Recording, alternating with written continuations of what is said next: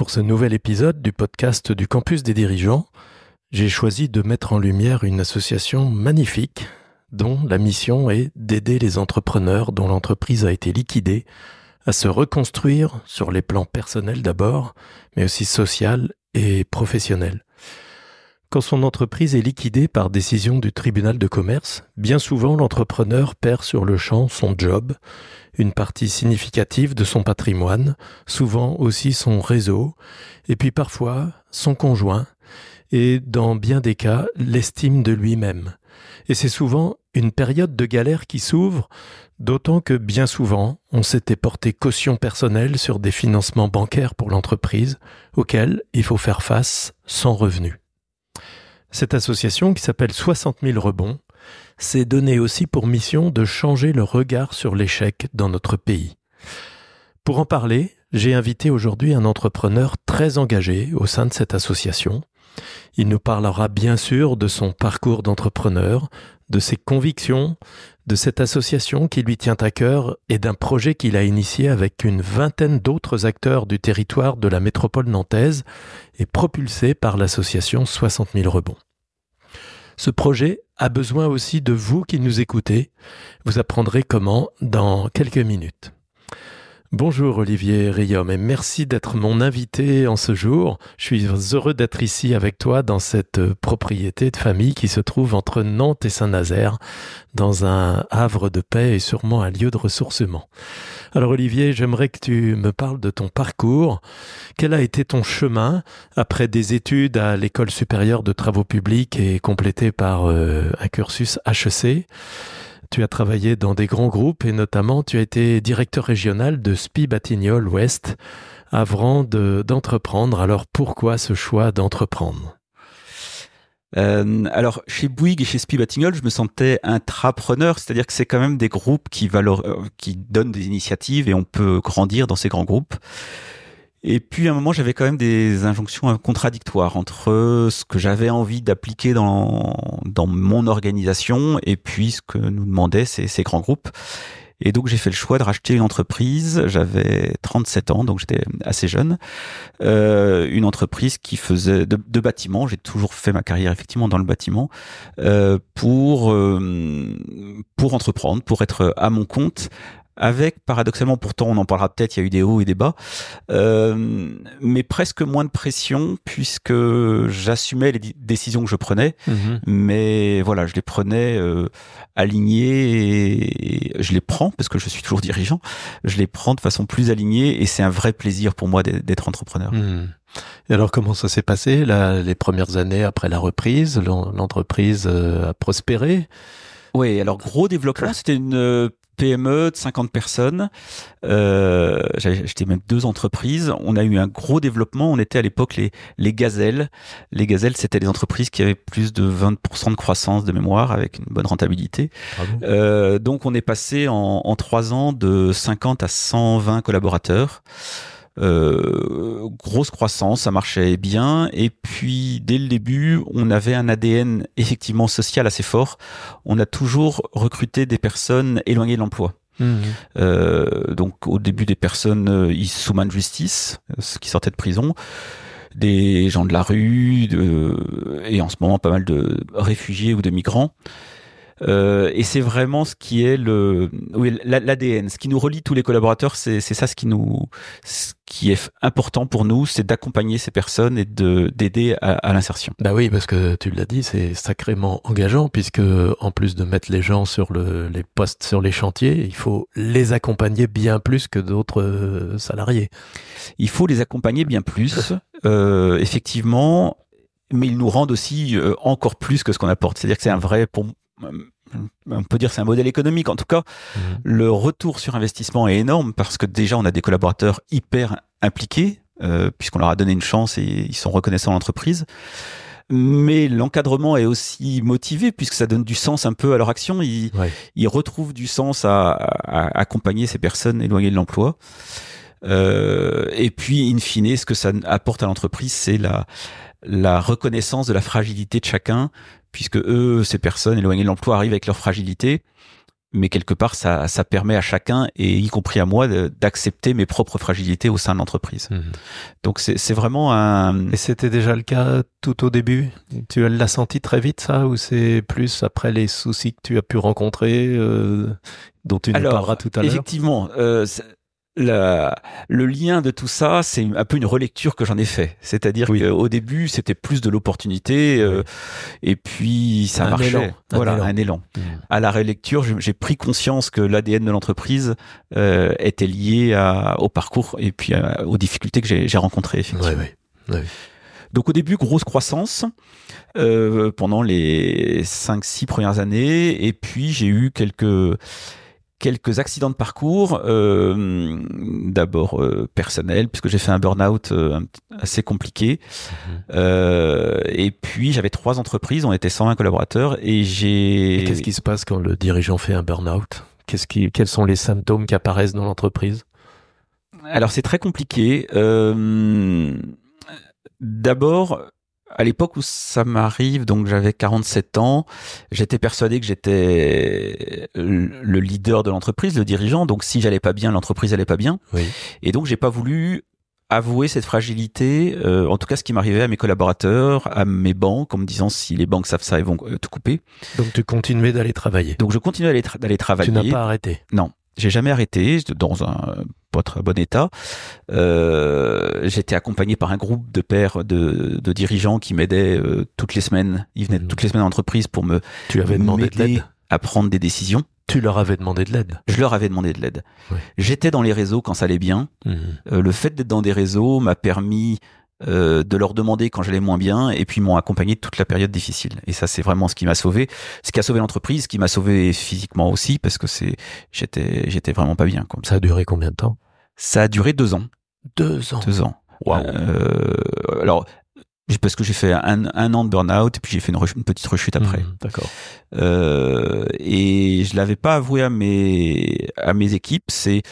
Je vais pas dire que c'est un regret, en tout cas c'est un enseignement que j'ai pu en tirer, en disant finalement, je me suis rendu compte après que si je leur avais dit que j'allais pas bien et que j'avais besoin d'eux, c'était leur faire une preuve de confiance, et je pense que tout le monde aurait compris que j'allais pas bien, que j'avais besoin de tout le monde. Donc j'ai manqué la relecture que j'en fais, c'est que j'ai manqué d'humilité et uniquement de dire quand ça va et quand ça va pas bien, quoi.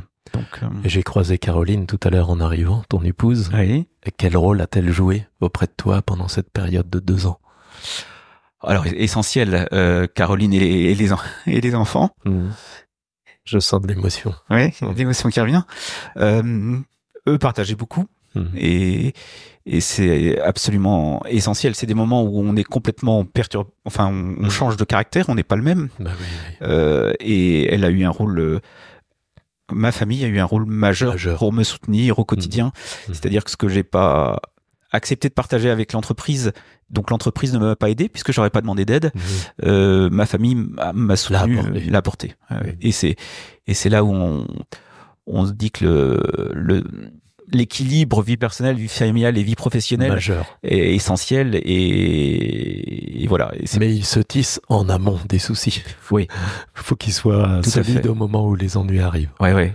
C'est pour ça que c'est dans les périodes de fast où il faut savoir s'entourer, donner et on reçoit après, et avoir des bases solides. Bien sûr. Oui. Donc 2 ans difficiles, l'entreprise a remonté la pente. Non, l'entreprise allait bien encore. L'entreprise était un peu en crise, mais voilà, c'est moi qui allais pas bien. Et puis ensuite, il y a eu un peu une crise économique. Ça, c'est l'arbre qui cache la forêt. C'est facile de dire que c'est la crise économique qui m'a fait tomber. Il y a aussi des décisions que j'ai prises qui n'étaient pas bonnes. J'étais le seul actionnaire pour une entreprise qui était devenue un peu importante. Des fonds propres un peu légers, des chantiers où j'ai perdu beaucoup d'argent. Et du coup, j'ai mis les 3 entreprises en sauvegarde. Et j'ai liquidé 2 des 3 entreprises pour sauver une seule entreprise, enfin qui était le fer de lance, qui s'appelait Vivolume. Et donc on est resté... Qui existe toujours. Voilà. Depuis sauvegarde. Et on a remboursé donc un passif qui s'étale sur 10 ans. C'est quand même on a en France de belles une belle justice, enfin un tribunal de commerce qui fait très bien son travail. Je suis d'accord. Qui aide énormément les entreprises quand elles savent demander. Et puis demander aussi avec une certaine humilité. C'est très impressionnant d'aller au tribunal de commerce avec toutes les audiences, avec tout le monde en robe, les juges. Et voilà, néanmoins, il faut accepter. Qui sont pour la plupart des chefs d'entreprise ou d'anciens chefs d'entreprise. Tout à fait. Des juges des tribunaux de commerce. Tout à fait. Ils sont bénévoles, des dirigeants qui sont là pour nous aider et on a des vrais moyens pour se faire aider. C'est vrai. Et donc, mon passif, c'est-à-dire mes dettes qui étaient trop importantes, ça m'a permis de les figer, de geler mes dettes, de les rembourser sur 10 ans. Et du coup, ça m'a permis de changer de modèle, de rebondir. Qu'est-ce que tu as changé dans ton modèle? Je l'ai dit au début, l'ADN, c'est vraiment les hommes. Enfin, les hommes et les femmes, évidemment, mais l'humain est essentiel. Et donc, on forme beaucoup de compagnons, d'ouvriers. Et du coup, j'avais voulu aller sur plusieurs segments, notamment le marché du logement et le logement en promotion. Et c'était pas un marché qui était fait pour cette organisation. Ah oui. C'était des CDI et donc je me suis centré sur des marchés à valeur ajoutée, donc le marché du professionnel, et c'est là où j'ai senti que j'avais une vraie valeur ajoutée. D'accord. Ok. Et ça m'a permis, tout mon passif m'a permis de prendre ces décisions, de me faire accompagner par les juges. Et puis, du coup, j'ai étalé sur 10 ans et au bout de 7 ans, ça marchait bien. J'ai remboursé mon passif de façon anticipée. Bravo. Et on est sorti de sauvegarde comme ça. Génial. Alors, qu'est-ce qui a changé chez Olivier entre avant cette période et après? Qu'est-ce que ça a provoqué chez toi? Alors, beaucoup de choses ont changé. Personnellement, j'ai beaucoup changé. Le plus important, c'est... Je me suis rendu compte d'abord qu'on était fragile. Les humains. On reste humain.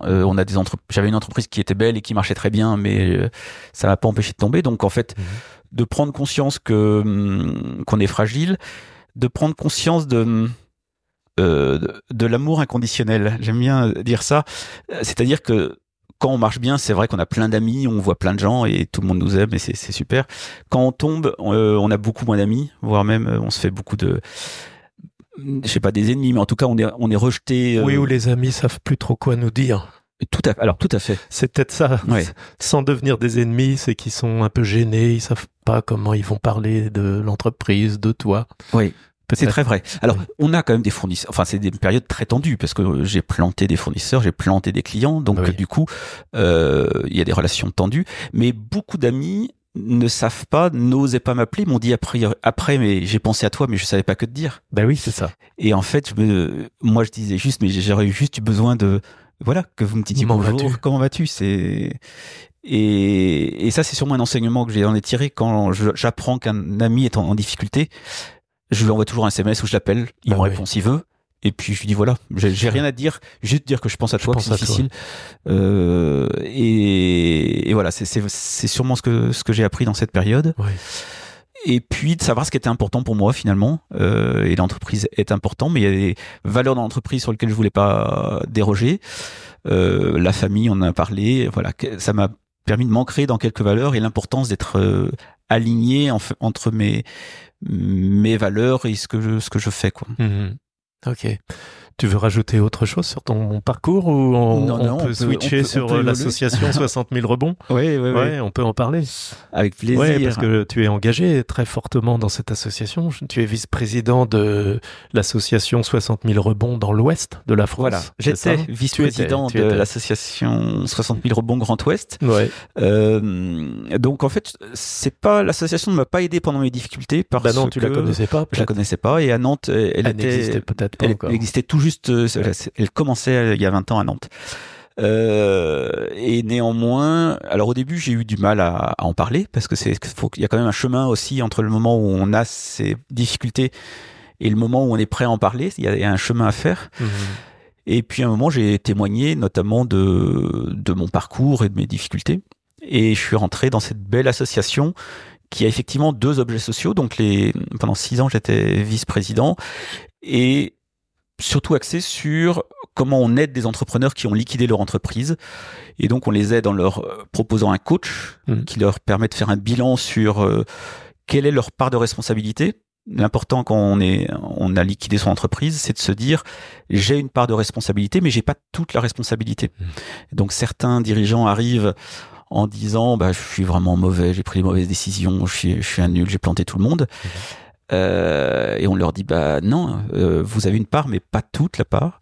Et d'autres à l'inverse, et notamment dans cette période de Covid, dans la période de Covid qu'on a connue, en disant la période était difficile, le Covid, le marché s'est effondré et donc j'ai pas de responsabilité.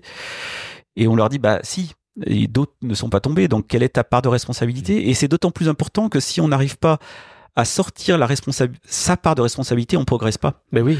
Donc en fait, l'association fait un travail important. Les coachs sont là pour ça, pour faire prendre sa part de responsabilité. Et puis il y a un parrain qui accompagne aussi et qui permet de faire de rebondir sur un projet professionnel. Oui. Ça c'est l'accompagnement individuel. Et puis il y a un accompagnement collectif avec d'autres entrepreneurs qui ont liquidé pour recréer une communauté. Et alors donc pour ceux qui nous écoutent et qui sont dans cette situation où peut-être leur entreprise a été liquidée ou ils sont en difficulté, qu'est-ce qu'on peut dire du moment pour venir frapper aux portes de l'association? C'est à quel moment? Alors 60 000 rebonds ciblent uniquement les entrepreneurs qui ont liquidé leur entreprise. Ouais. Ceux qui ont déjà déposé et le tribunal de commerce a décidé de la liquidation. C'est vraiment important que tout le monde connaisse cette association parce qu'on a toujours un copain, un ami, le mari de quelqu'un qui connaît ces difficultés. On est là pour ça. On a des antennes dans toute la France, donc il faut vraiment se rapprocher des associations 60 000 rebonds pour les entrepreneurs qui ont liquidé leur entreprise. Il y a plein d'autres associations en amont pour des dirigeants qui ont des problèmes psychologiques, dépression, pour ceux qui ont des problèmes financiers. Il y a beaucoup d'associations qui aident les entrepreneurs. Faut surtout pas rester isolé. Et pourtant, quand on va mal, on a tendance à se refermer sur soi. Donc voilà, on frappe à la porte de 60 000 rebonds quand on a liquidé son entreprise, que tout est difficile et pour rebondir. Et pourquoi 60 000 rebonds? Ça a été créé donc il y a une trentaine d'années quand il y avait 60 000 dépôts de bilan par an. Donc voilà. Qui ne conduisent pas tous à la liquidation. 60 000... Bon, enfin, une bonne quantité quand même. Oui, une bonne quantité de liquidation judiciaire, tout à fait. Oui, ce chiffre a baissé, beaucoup baissé, on est descendu à 35 et 40 000, et puis là, il est remonté plutôt aujourd'hui à 68 000 dépôts de bilan par an. Donc voilà pourquoi le nom de cette association. Donc c'est important pour les entrepreneurs en activité ou en difficulté de connaître, ou qui ont liquidé, de connaître l'association, mais peut-être qu'il y a des entrepreneurs, des chefs d'entreprise, des coachs qui seraient potentiellement des super coachs et des super accompagnateurs parmi ceux qui nous écoutent. Oui. On recrute encore à 60 000 on recrute évidemment ce qu'on appelle les entrepreneurs en rebond, les entrepreneurs qui ont liquidé leur entreprise, mais chaque entrepreneur mobilise au moins 2 personnes, un coach et un parrain. Voilà. Le coach est un coach certifié qui bénévolement donne 10 séances de coaching à l'entrepreneur, et on en recrute parce qu'on a de plus en plus d'entrepreneurs en rebond, donc on a besoin de coachs dans toutes les villes du territoire. Et 2 parrains, c'est souvent des anciens dirigeants qui sont à la retraite ou qui sont actifs, qui donnent un peu de temps et qui accompagnent pour rebondir. Oui. Et le rebond, il est entrepreneurial ou salarial, les deux? Il est moitié-moitié. Les statistiques disent à peu près autant d'entrepreneurs qui créent des entreprises, parfois auto-entrepreneurs ou des petites structures, et moitié salarial, parce que il y a aussi, c'est pas forcément le rebond définitif, mais le premier rebond est salarial, quitte à ce qu'après il recrée une structure. Magnifique. Donc ça, c'était effectivement le premier objet social de 60 000 rebonds. Et la seconde raison d'être de 60 000 rebonds, c'est changer le regard sur l'échec. Et ça, donc c'est surtout sur ce sujet sur lequel je m'investis aujourd'hui. Et dont on va parler tout à l'heure, oui. Et c'est un point qui est important. En quoi c'est important ? C'est important parce que notre culture en France de l'échec est plutôt mauvais, contrairement à l'image qu'on peut avoir aux États-Unis. C'est ce qu'on dit. Est-ce que c'est toujours vrai, ça ? Je pense que c'est vrai. Je crois que c'est vrai que la culture aux États-Unis. J'ai fait une learning expedition à San Francisco avec des entrepreneurs du territoire, et cette culture de dire il faut expérimenter vite, tomber vite et rebondir vite est vraiment présente dans toutes les startups aux États-Unis. Et en France, je trouve que c'est pas encore assez fort. Alors c'est pas fort chez nos collaborateurs.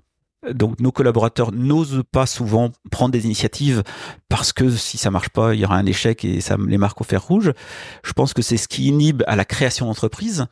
C'est ce qui inhibe de passage de PME aux ETI ou aux ETI au grand groupe. En fait, je pense qu'il y a un peu cette crainte de l'échec qui bloque. Ça commence peut-être à l'école, parce que je me souviens que les dictées, on commence tout de suite le prof par entourer en rouge les fautes. On compte que les fautes. On devrait mettre des points après chaque ligne sans faute. Ça changerait tout. Tout à fait. Donc on est rentré dans ce système où on pointe ce qui ne va pas, quoi. Oui.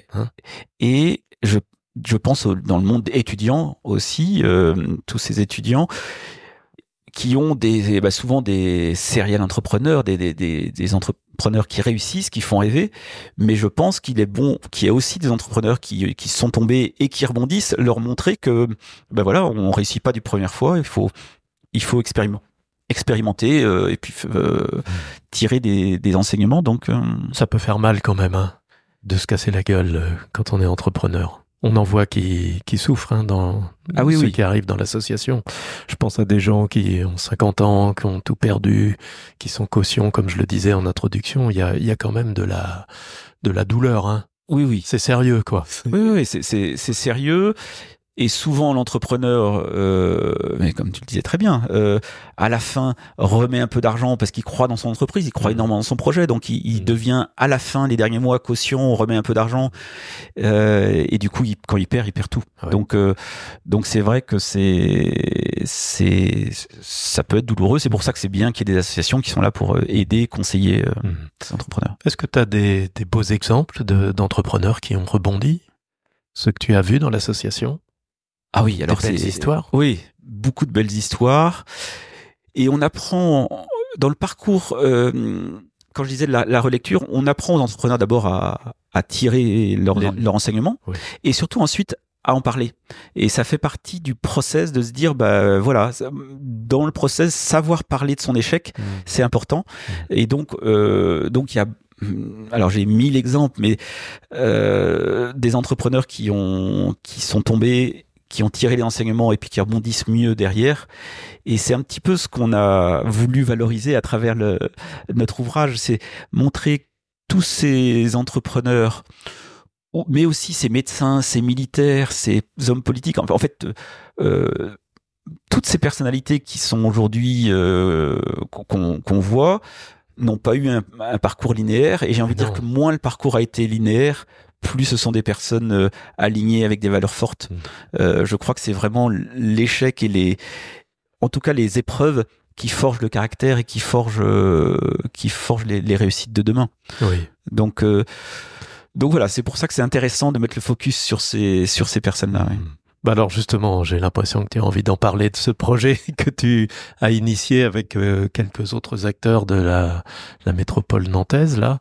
C'est le projet d'écrire une BD, d'éditer une BD sur l'échec et le rebond.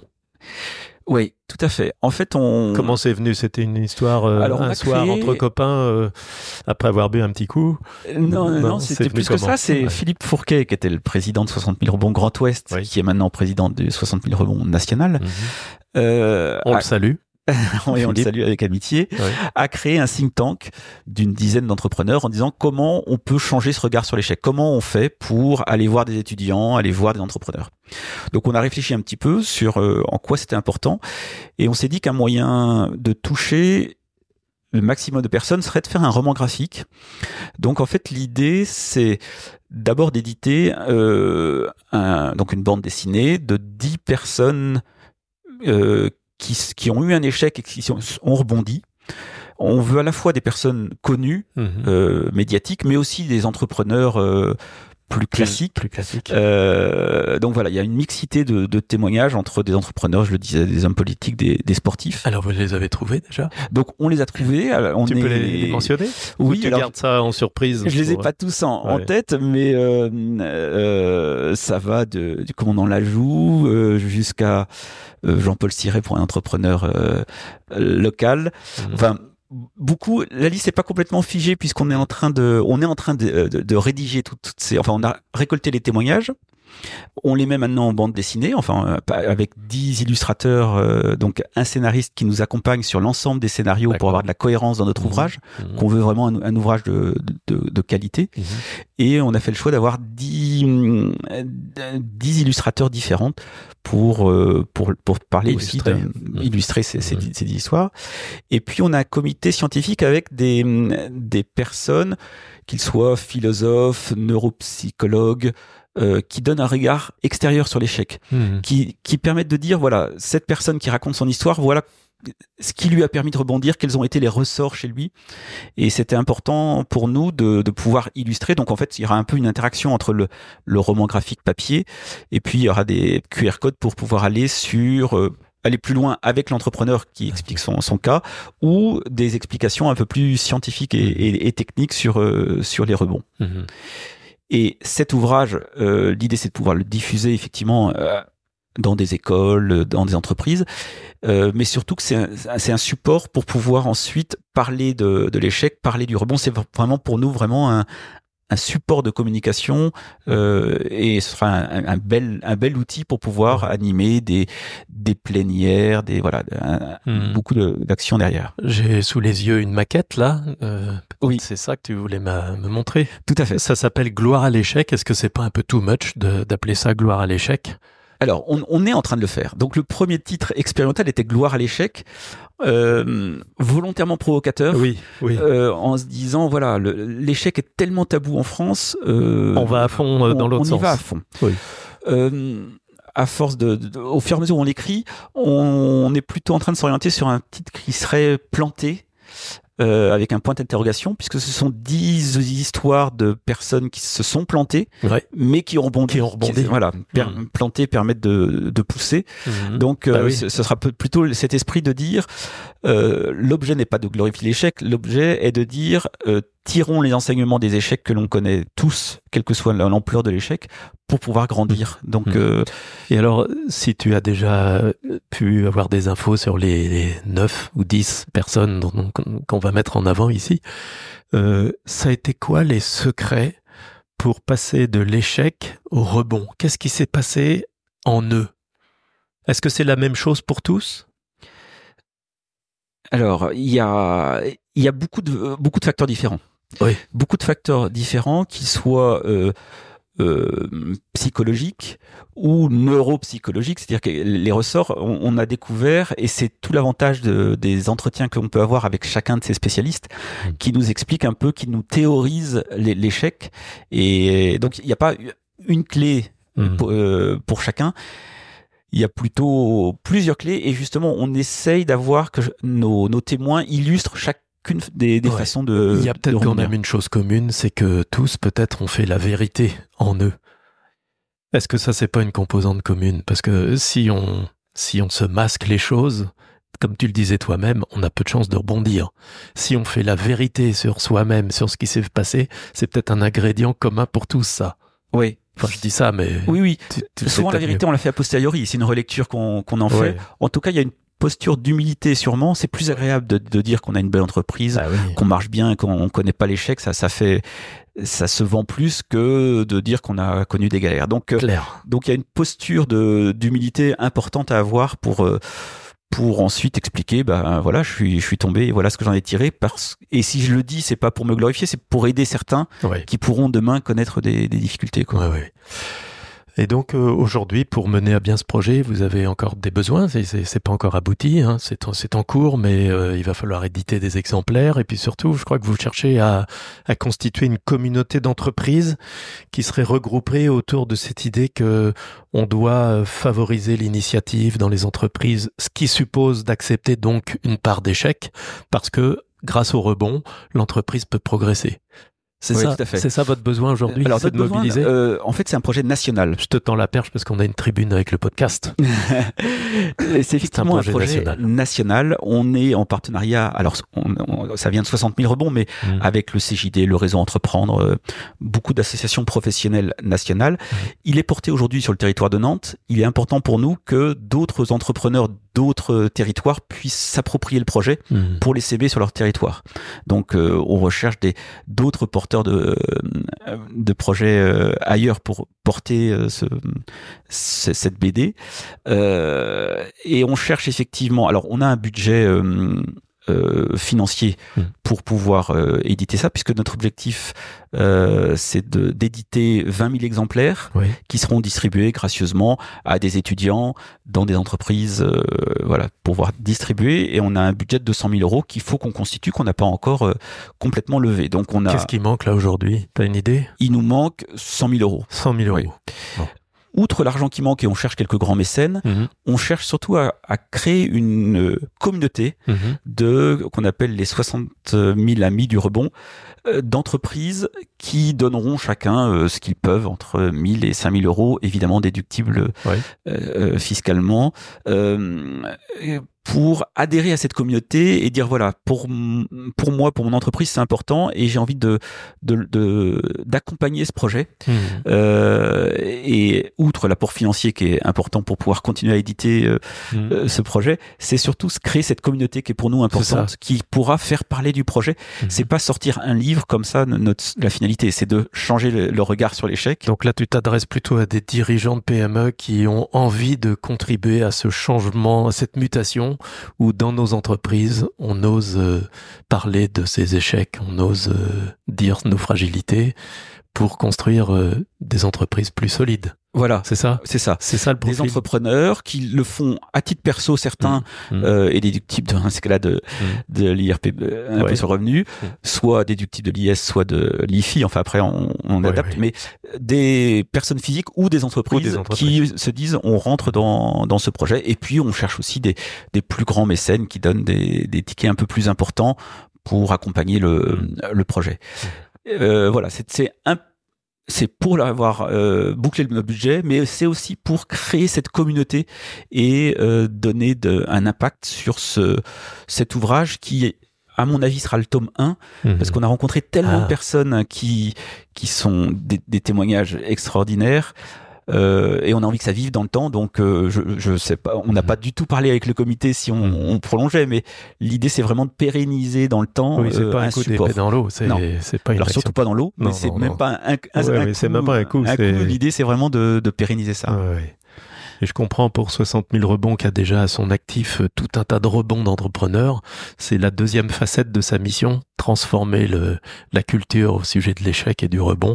C'est une façon de le mettre en œuvre. Oui, tout à fait. C'est sa raison d'être aussi. Donc, c'est pour ça que c'est important pour nous. Et alors, les chefs d'entreprise qui nous écoutent, ou des RH, ou tous ceux qui sont impliqués dans ces entreprises et qui voudraient prendre part, comment est-ce qu'ils contactent l'association? C'est 60 000 rebonds, c'est gloire à l'échec, Ils peuvent aller sur la page LinkedIn que l'on a créée, gloire à l'échec, et en tapant planter point d'interrogation, la bande dessinée. Alors on va le redire, c'est donc une page LinkedIn qui s'intitule Planter et point d'interrogation, la bande dessinée. Ça, c'est le projet de BD. Voilà. Et là, on peut écrire et se déclarer intéressé pour contribuer. On a un formulaire, on donne ce qu'on pense pouvoir donner des tickets, c'est ça, entre 1 000 et 5 000 euros, ou alors des institutionnels, des banques, des grandes entreprises qui donnent plutôt autour de 20 000 euros, de 20 000 à 50 000. On peut aller aussi sur la page de 60 000 rebonds Grand Ouest qui porte le projet. On peut me contacter aussi, Olivier Riom, sur mon adresse professionnelle. Enfin voilà, tout moyen sont bons. On pourra la laisser sur les plateformes tout à fait. De diffusion de podcasts. On pourra laisser ton adresse. Ok, avec plaisir pour voilà, toute personne qui aurait envie de rejoindre ce projet. Super. Eh bien, Olivier, j'ai une dernière question pour toi. Si tu pouvais prendre un café avec une personne de ton choix qui vit encore aujourd'hui ou qui n'est plus, ça serait qui? Alors j'aimerais bien reprendre un café avec mon frère. Ton frère qui est décédé il y a 6 ans, qui m'a beaucoup aidé dans... Un grand frère? Un grand frère, voilà, un grand frère qui a 7 ans de plus que moi et qui m'a aidé dans le lancement de mon entreprise. Il y avait une grosse entreprise, il était PDG de Danone, et néanmoins c'est vraiment lui qui m'a aidé et puis qui m'a aider à faire ce chemin aussi sur personnel, sur pourquoi je dirige l'entreprise, ce qui est important pour moi. Et je pense qu'il aurait été content de ce projet qu'on porte. De ce projet. Il aurait été fier de son petit frère. J'espère. Tu penses? T'espères, oui. Mais oui. Et qu'est-ce qu'il aurait aimé dire comme message aux entrepreneurs qui nous écoutent, ton frère? Qu'est-ce qu'il aurait aimé dire? Je pense que c'est intéressant de se dire pourquoi on s'investit autant dans tous ces projets, oui. Que ça soit une entreprise, un roman graphique et d'être aligné avec ça. C'est-à-dire pourquoi on vient travailler le matin. Est-ce que c'est pour gagner notre vie et c'est louable, ou est-ce que c'est pour porter une cause plus importante? Et c'est intéressant d'avoir ce recul, en tout cas de faire prendre conscience à chacun de ce recul en se disant si je me lève, si je me défonce, c'est pour une cause précise, quoi. Quelle est l'intention, quoi. Voilà. Le why, le why de chacun. Parce qu'on est plus fort. Ou l'ikigai, voilà, en quoi je peux être utile au monde, et en quoi je suis bon et comment je peux faire avancer les choses, quoi. Ben Olivier, merci pour ce partage très simple et vrai de ton parcours professionnel. J'ai senti de l'émotion aussi et je la partage. Du coup, elle est contagieuse. Et puis, je te remercie parce que grâce à toi et à ton témoignage, on a pu aussi mettre une magnifique association en lumière, 60 000 rebonds. C'est 60 000 rebonds.com. Donc, on le redit à la fin de cet épisode, si vous êtes un entrepreneur qui est en difficulté et alors allez chercher de l'aide, et même notamment auprès des tribunaux de commerce, parce qu'il y a des mesures de prévention des difficultés qui sont anonymes. Je pense que on peut aller rencontrer le président du tribunal de commerce de façon très confidentielle en amont, et ça peut aider à mettre en place des procédures préventives des difficultés. Et puis, si jamais votre entreprise a été liquidée et que vous sentez que cette période est très difficile pour vous, alors surtout, je vous engage à prendre le chemin de 60 000 rebonds, une association avec des bénévoles, coachs, des parrains qui ne sont là que pour vous aider à faire face à ces difficultés et puis surtout rebondir. Voilà, et puis je termine pour ceux qui veulent contribuer au projet de BD qui a pour vocation de transformer le regard sur l'échec. Eh bien, vous pouvez aussi prendre contact avec les coordonnées qu'on va laisser sur la plateforme de diffusion de ce podcast. Olivier, merci pour ce partage. Merci. Et à bientôt, j'espère. À bientôt.